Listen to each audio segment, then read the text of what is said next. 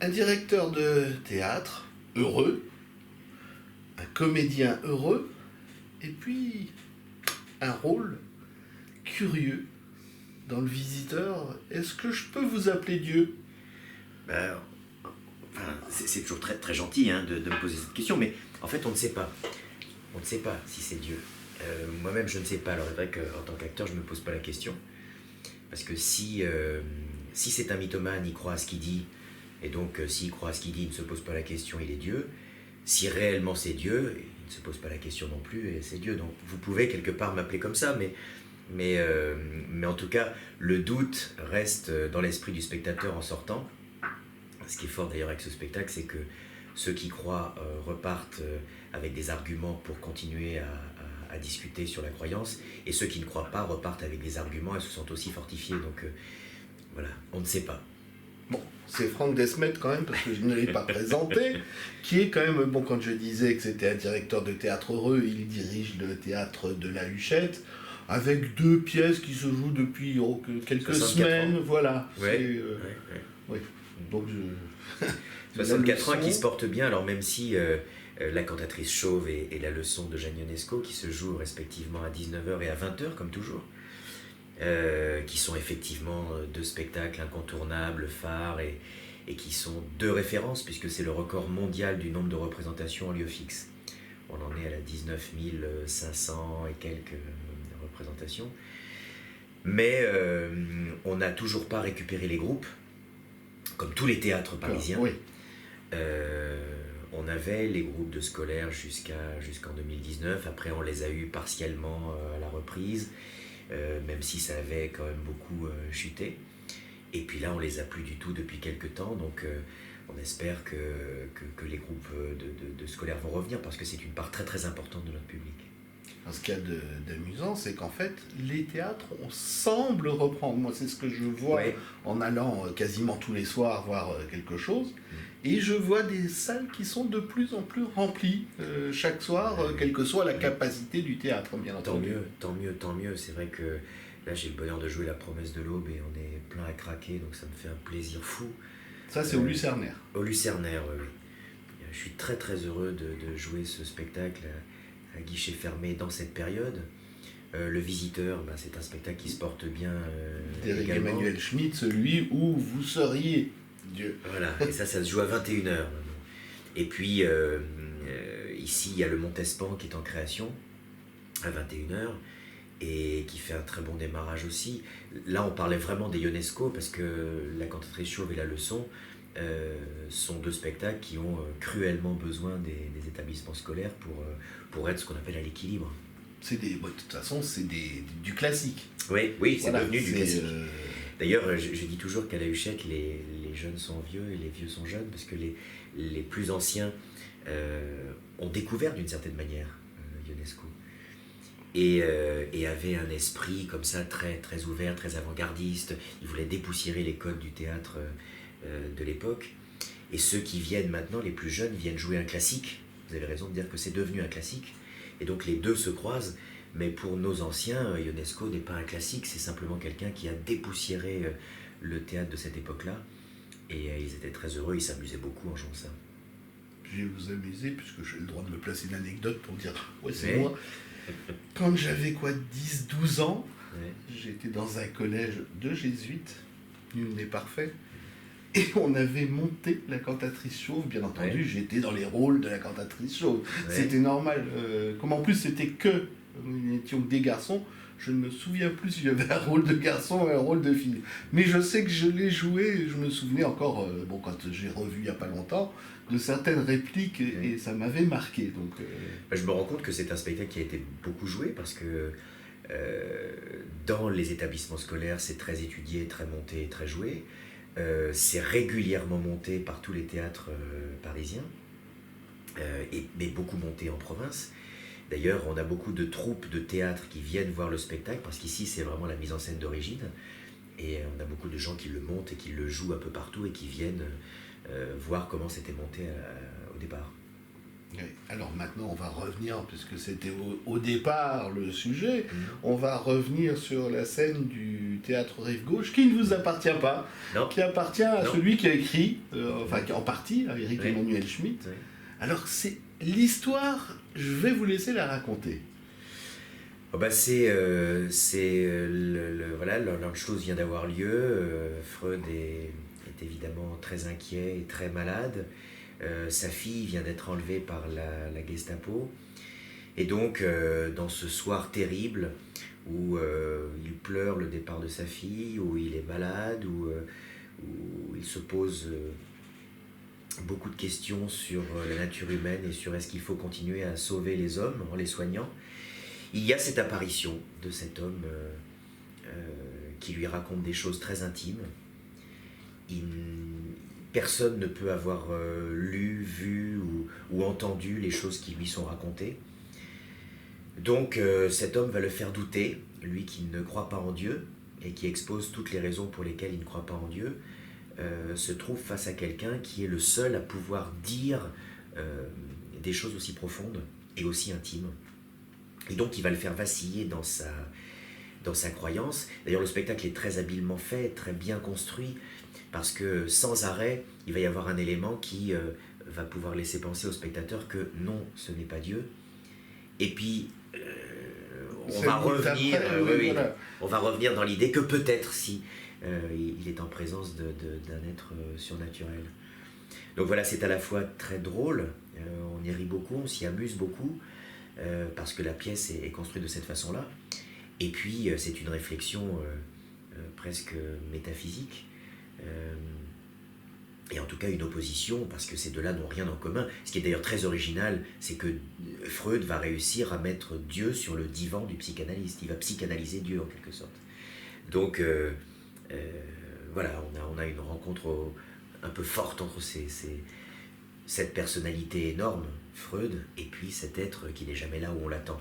D'ailleurs, Éric Emmanuel m'avait dit en indication de jeu, il n'est jamais là où on l'attend, et ça m'a beaucoup servi. Parce que j'essaie de ne jamais réagir de manière conventionnelle.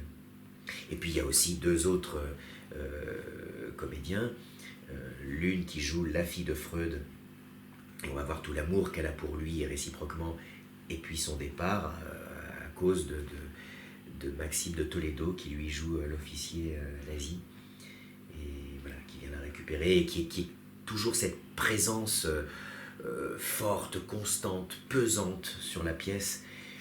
Et moi je le considère comme la présence du mal, donc c'est encore une opposition qu'il y a entre ce personnage qui pourrait être Dieu et le mal absolu représenté par Maxime et par toute cette période. C'est difficile de rentrer dans un tel rôle, parce que quand même c'est sur vos épaules, le moins qu'on puisse dire. Oui, il y a évidemment pas de référent, donc moi, je ne me suis pas posé la question de savoir si c'était Dieu, encore une fois, pour les raisons que je vous ai dit, c'est-à-dire si c'est un mythomane, bah, il croit à ce qu'il dit, et si c'est Dieu, bah, c'est Dieu. Je me suis surtout donné pour mission de faire douter quelqu'un qui, a priori, est un homme qui convertit à l'athéisme. Et je me suis dit que ça m'agaçait fortement d'avoir cet homme qui représente l'intelligence même, probablement l'une des personnes les plus intelligentes de cette période, et qui est un catéchumène qui convertit sans arrêt à l'athéisme. Je me suis dit que j'avais pour mission de le faire douter. Et donc je rentre sur scène avec pour seule préoccupation faire douter Freud. Oh, il y a quand même des moments où on ne doute pas trop, puisqu'en fait, vous disparaissez derrière un rideau, oui. Vous revenez derrière un rideau. Bon, généralement, c'est le même, hein, il faut être logique. Si vous sortez côté cour, vous revenez côté cour. Vous ne revenez pas côté jardin. Mais il y a quelques tours de magie, effectivement, quelques tours qui sont inexpliqués et inexplicables, mais les disparitions, on a tenu à ce que ce soit explicable. C'est-à-dire qu'effectivement, il sort par un rideau, on peut penser qu'il sort par la fenêtre. Oui. D'ailleurs, Freud lui demande s'il est Dieu de faire un miracle et de disparaître sous ses yeux. Il lui dit non, les miracles, je réserve mes miracles aux imbéciles. Le vrai miracle serait que vous me croyiez. Donc tout ce qui est visible, à part les 2-3 petits tours qui encore une fois sèment le doute, mais tout ce qui est visible au niveau de la disparition est explicable. C'est la 2e saison que vous jouez sur Oui. que vous avez cette pièce. Il y a très peu de pièces qui ont passé la mauvaise saison Covid et je crois que c'est une des rares, si ce n'est la seule. Oui, on a eu cette chance de commencer avant, il y a longtemps, hein, avant le premier confinement. On s'est arrêté évidemment, on a repris pour quelques dates, on s'est arrêté à nouveau. Et puis il y avait une attente autour de ce texte, qui est un texte phare d'Éric Emmanuel Schmitt, qui a été un de ses premiers succès, je crois même son premier succès, en 92. Ça avait été créé par 2 acteurs merveilleux, Maurice Garrel et Thierry Fortino. Ça n'a été repris après que par Rufus et Tom Novembre, je crois. Et donc on est là, d'une certaine manière, le 3e couple qui installe, il y a eu d'autres petites versions, mais il y a eu le 3e couple qui installe ce spectacle à Paris, et donc il y avait une forte attente autour de ce texte qui est, oui, je pense, le texte le plus connu d'Éric Emmanuel Schmitt. Et il a eu cette chance de traverser une période compliquée. Ah oui. Mais c'est aussi dû à la qualité de la mise en scène de Johanna Boyer, qui en a fait, je crois, une version insolite, parce qu'on est dans la tête de Freud. Donc est-ce que ce personnage est une projection de ce qui se passe dans la tête de Freud, ou est-ce qu'il est une réalité?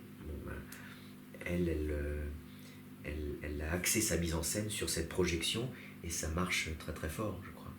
Vous aviez vu les versions précédentes? J'avais pas vu la création, j'avais vu la version avec Rufus et Tom Novembre, que j'avais beaucoup aimé, ouais. Et ça vous a inspiré? Vous vous êtes inspiré un tant soit peu de ce que vous aviez vu? Non, on a essayé vraiment de faire quelque chose à nous.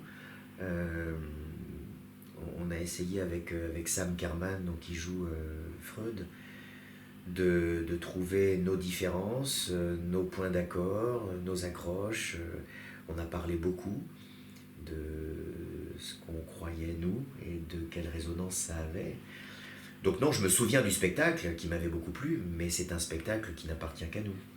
Et à Johanna Boyer, puisqu'on a respecté évidemment la vision qu'elle avait et le cadre qu'elle nous a donné. Est-ce qu'on sait jusqu'à quand on peut voir le visiteur et l'applaudir? Puisque moi, quand je l'ai vu, la salle était debout à la fin, et bon, j'avais une certaine chance, j'étais juste derrière un monsieur qui s'appelle Éric Emmanuel Schmitt. Voilà. Il est venu voir évidemment plusieurs fois le spectacle, et que ce soit en tournée avant qu'il soit chez lui ou au Rive Gauche. Là, on va jusqu'à début avril, à Paris. Et après, je sais qu'on a pour le moment une 60aine de dates en tournée, donc voilà, c'est une tournée assez importante. Alors ça veut dire que si tournée il y a, la promesse de l'Aube va s'arrêter? Non, parce que la promesse de l'Aube a également une tournée bien conséquente, mais les dates ne se chevauchent pas. Il y a vraiment une période consacrée à la promesse, je crois que c'est janvier-mars 2023.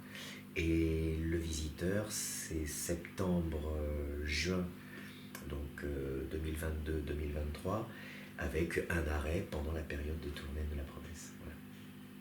Je résume, si vous avez envie de voir le monsieur qui est à côté de moi sur scène, mais il faut vous dépêcher puisque c'est avant avril. Après avril, eh bien, il sera sur les routes pendant... Ah ben non, il y a l'été, on ne sait pas l'été. Oui, l'été, il y a Avignon, et Avignon, a priori, je jouerai la promesse de l'Aube. Voilà. Bon, bah, et puis la promesse de l'Aube au Lucernaire, alors là, on peut le voir jusqu'à mi-mars au Lucernaire, et peut-être après une reprise au Théâtre de l'Œuvre dans la foulée. Chez François Xavier de Maison. Absolument. Benoît Lavigne et Kim. Voilà. Bon, bah, merci Franck Desmet. Merci Guy. Et bah, très bientôt sur les planches ou ailleurs. Ou à la Huchette. Voilà, la Huchette, c'est les planches aussi. Hein.